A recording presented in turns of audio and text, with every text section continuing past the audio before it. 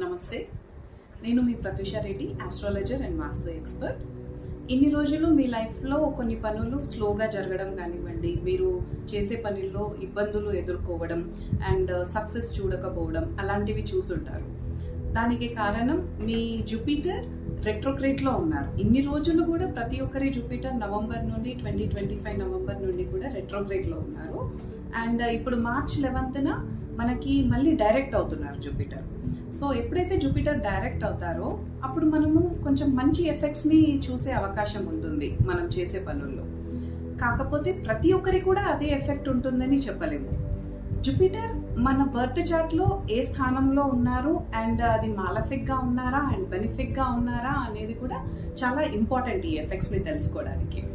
Suppose ఇప్పుడు Jupiter 10th హౌస్లో ఉన్నారనుకుందాం ఎవరైనా బర్త్ చార్ట్లో.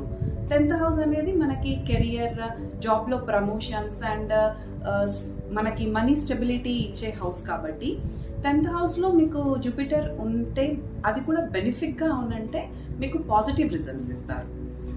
అండ్ ఇప్పుడు 10th హౌస్లో మాలఫిక్గా ఉన్నారనుకోండి జూపిటర్, వీటన్నింటిలో కూడా ఇంకా స్లో చూస్తారు మీరు. అంటే ఇప్పుడు మీరు ఆఫీస్లో కొద్దిగా చికాకులు చూడొచ్చు అండ్ ప్రమోషన్ వచ్చే ఛాన్సెస్ ఉన్నా కానీ కొద్దిగా డిలే అవ్వచ్చు వాటిల్లో.